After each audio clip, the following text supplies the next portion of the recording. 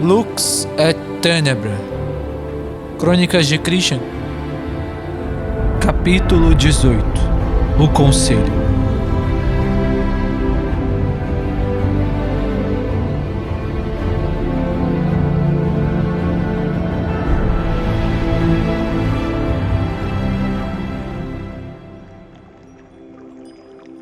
Assim que Christian abriu os olhos, viu-se mais uma vez no belíssimo vale de Franciscus apoiado na fonte. Olhando ao seu redor, viu o belo céu azul, o sol que parecia um só com o vale, o jardim florido que cercava a cabana junto às belas árvores de cerejeira. Os cantos dos pássaros voltaram mais uma vez a ecoar em seus ouvidos, e os raios de sol o alimentavam outra vez mais com vida.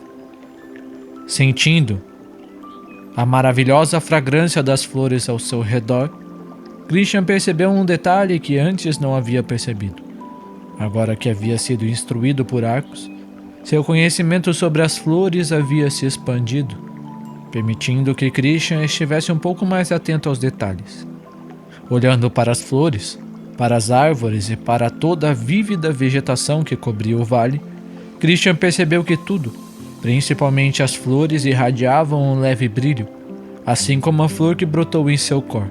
Toda a vegetação no Vale de Franciscus brilhava de acordo com suas cores. Olhando para Arcos, que silenciosamente o observava de seu ombro, Christian perguntou: Arcos, toda a vegetação aqui é fruto de recordatos? O belo beija-flor, com o que parecia um sorriso, disse: Sim, minha criança. Christian exclamou: Franciscus deve ter tido muito trabalho para plantar por todo o vale.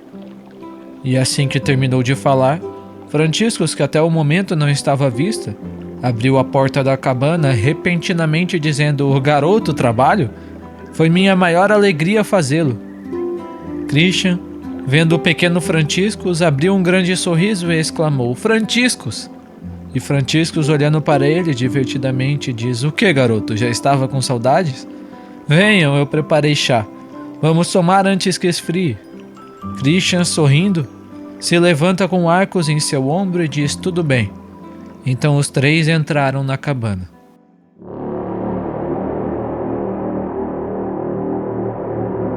Em Pecata, Núncio ainda estava andando pelo corredor escuro. Seus olhos vermelho brilhantes chamavam a atenção em meio a toda aquela escuridão. Ele seguia calmamente em frente, totalmente desimpedido pelas trevas. Chegando ao fim do corredor, mais uma vez, uma parede bloqueava a passagem. Colocando suas mãos na parede, Núncio sussurrou novamente uma senha. Aquele que viaja na escuridão, terminará sua viagem na escuridão. Salão do Conselho. Então, a parede começou a se contorcer e lentamente formar uma passagem. Assim que a passagem se abriu, Núncio entrou e continuou seu caminho por mais um corredor. Andando por mais um tempo, na escuridão, pouco a pouco uma luz avermelhada podia ser vista no que parecia ser o fim deste corredor. Núncio seguiu em frente e, finalmente chegando ao final, encontrou diante de seus olhos uma sala esférica em que diversas passagens eram dispostas pela parede, assim como aquela de que Núncio agora saía. Na sala, havia uma mesa de pedra com várias cadeiras de pedra dispostas ao redor na mesa. Haviam lustres que irradiavam uma fraca luz vermelha, tornando a luz no ambiente quase inexistente. Sentados ao redor da mesa, haviam diversas pessoas, homens e mulheres, todos vestidos com roupas finas e requintadas, mostrando suas riquezas com joias e acessórios de ouro. Núncio, então, sentou-se na única cadeira que ainda não estava ocupada, e assim que o fez, uma bela moça de longos cabelos pretos e olhos verdes falou: E então, Núncio, por que convocastes o conselho? Sabeis que esta convocação só deve ser usada em casos de extrema urgência. Núncio, olhando para a bela moça, respondeu: Puéria, cale-se. O rei me ordenou que convocasse essa reunião. Nós vamos marchar para a Máscara. Temos um objetivo lá e precisamos convocar nossos servos para nos juntarmos rapidamente ao rei que convocará os mortos. Todos se agitaram ao ouvir as palavras de Núncio e murmuravam uns para os outros em espanto pela situação. Então o homem de cabelos grisalhos e olhos pretos, com o bigode branco, que usava um monóculo, questionou: "E por que invocar o conselho e nos fazer vir até aqui? Não poderia ter simplesmente enviado mensageiros para nós? O que é tão importante que deve ser feito às escondidas dessa forma?" Núncio, então, com uma voz firme, falou: "Silêncio, Proditor. Convoquei o conselho, pois o rei não deseja que essas informações cheguem tão cedo nas mãos de outros reis. Tudo deve ser feito com cautela. Devemos transportar nossos servos pelo subterrâneo. Não podemos alarmar as outras facções, entendido?" Algum entre os anciões replicou: "E como espera que movamos nossos servos pela cidade sem que sejamos percebidos por outras facções?" Núncio respondeu: "Deveis mover os servos pelos portais subterrâneos. Ao invés de se dirigir para o salão do conselho, devemos nos encontrar todos mais adiante no grande salão. Lá haverá espaço suficiente para que reunamos os servos. Mais tarde irei mais uma vez consultar o rei e ver como sairemos da cidade. Creio que o rei usará as palavras da morte para nos conduzir. Entendido?" Então, a bela moça, Puéria, diz em uma voz cheia de desprezo: "Você espera que eu traga para dentro de minha mansão aquelas bestias nojentas e os servos imundos? Eles contaminarão todo o corredor do portal de minha mansão." Núncio furiosamente disse: "Cale-se, Puéria." A bela moça, então enraivecida, disse: "Núncio, tu não mandas aqui neste conselho. Não penses que só porque recebestes ordens diretas do rei, podeis ficar vomitando ordens em cima de mim." Núncio, ainda mais furioso, gritou: "Por acaso queres desobedecer às ordens do rei? Quereis trair Deávaro? Ele nos ordenou que nos reuníssemos em um único lugar."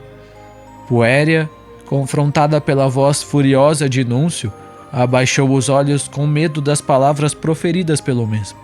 Então Núncio continuou: "Muito bem, agora que passei as notícias para todos, devemos iniciar.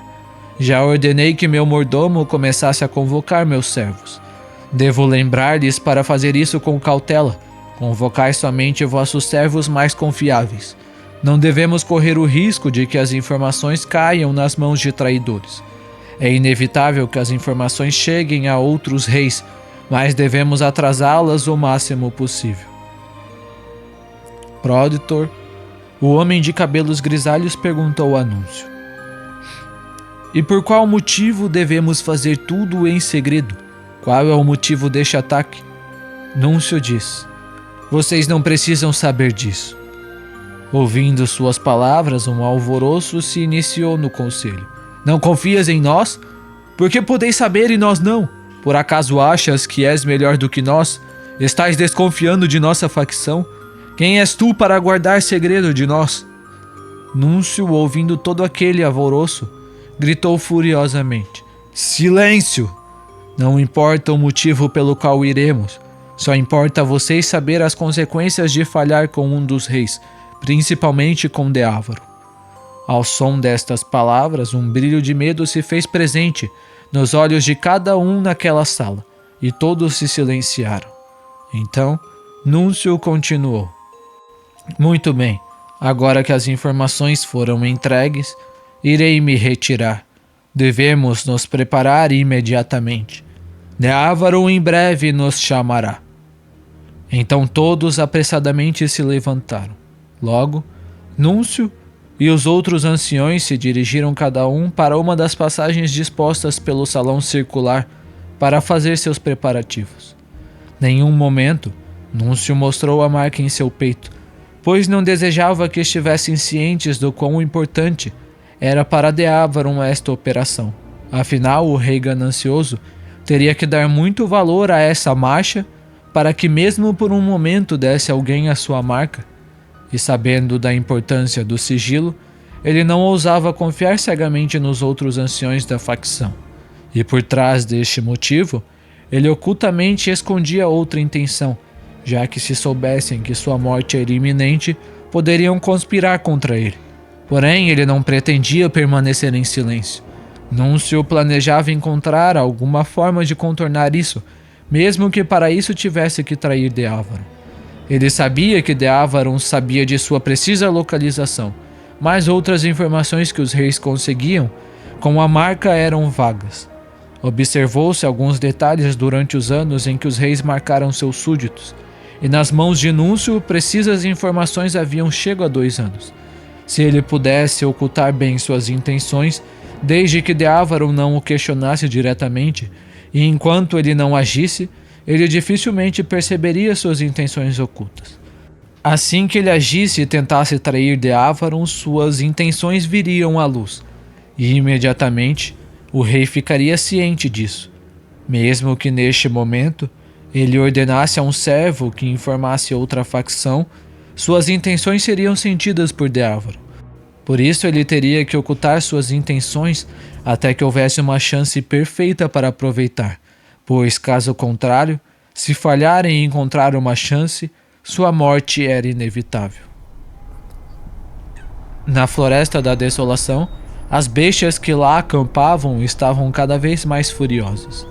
O líder das bestas, rangendo os dentes, rosnou: "Esta maldita floresta! A vida aqui é tão escassa que é quase impossível achar algo para comer aqui." Então, olhando para as outras bestas que estavam ali perto, disse: "E vocês, idiotas? Quanto tempo pretendem perder aí? Vamos, saiam da floresta e procurem algo para caçar, de preferência humanos." As bestas se entreolharam meio confusas e o líder rosnou: "Vão! Vocês dois, tragam algo para todos nós comermos." As bestas a quem o líder se dirigiu imediatamente se colocaram a correr em alta velocidade para caçar o alimento para a alcateia. Pouco tempo depois, aos ouvidos do líder, sons de cascos de um cavalo e de chamas queimando soaram. O líder, cheio de confusão, ordenou ao resto da alcateia que estava ao seu redor: "Juntem-se, seus idiotas, algo está vindo em nossas direções." A alcateia, esperando cautelosamente aquele que se dirigia a eles, olhava na direção dos sons. Conforme os sons se aproximavam, um relinche de cavalo podia ser ouvido algumas vezes. Passado alguns segundos, os olhos das bestas captaram-se dirigindo em suas direções, em alta velocidade, as 2 bestas que anteriormente foram enviadas para caçar, conduzindo um cavalo esquelético com olhos vermelhos brilhantes e chamas verdes cobrindo seu corpo, soltando névoa negra pelas narinas e boca e com uma cauda de chamas verdes que tinha a forma de uma serpente. Em cima do cavalo haviam 2 belos jovens, um de cabelos e olhos pretos e uma de cabelos loiros e olhos azuis.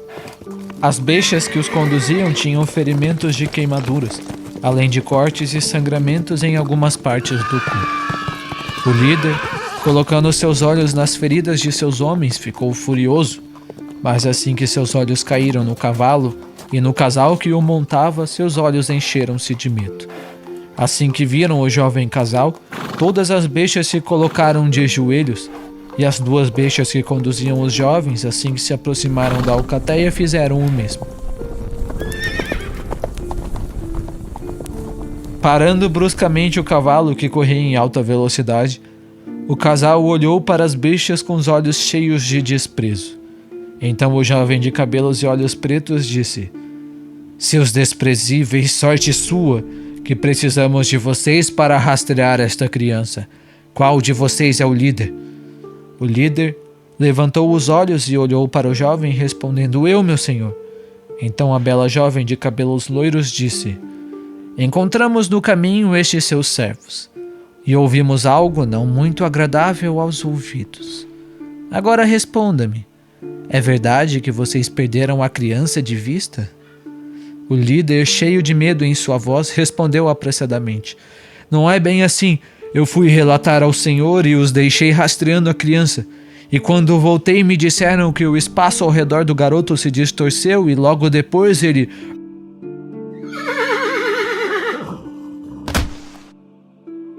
O cavalo, sob o comando da bela moça, deu um coice com seus cascos em chamas no peito do líder das bestas. fazendo com que ele imediatamente vomitasse sangue e fosse arremessado no ar em alta velocidade, chocando-se contra as árvores e partindo-as em sua trajetória. Neste momento, todas as bestas tremiam de medo. Então a jovem continuou em um tom de desprezo e enraivecido: "Não quero ouvir suas desculpas. Sua única utilidade para nós é rastrear nossos alvos, mas nem ao menos isso vocês fizeram direito. Inúteis." O jovem, que estava com a bela moça, desceu do cavalo e, olhando para a alcateia de bestas, que tremia de medo, ordenou em um tom frio: "Levem-nos até o local que este garoto desapareceu." A bela jovem, ainda montada no cavalo, olhou na direção da nuvem de poeira que se levantou quando a besta foi enviada voando pelo golpe do cavalo, e disse em uma voz impaciente: "E você, pretende dormir aí por quanto tempo?" À distância, em meio à nuvem de poeira, saiu o líder das bestas mancando, aparentemente com dificuldade de andar. Seu peito estava uma bagunça, queimaduras se espalhavam por todo o tórax e aparentava ter fraturado algumas costelas. Além disso, alguns ferimentos na região do impacto do casco do cavalo também sangravam. O líder, com um pouco de dificuldade, falou: "Estou aqui, senhora." A mulher, olhando para o estado lamentável da besta, bufou e disse: "Leve-nos até o último local em que viram a criança." "Sim," a besta respondeu. Então, conduziram o casal até o local em que Christian foi visto pela última vez.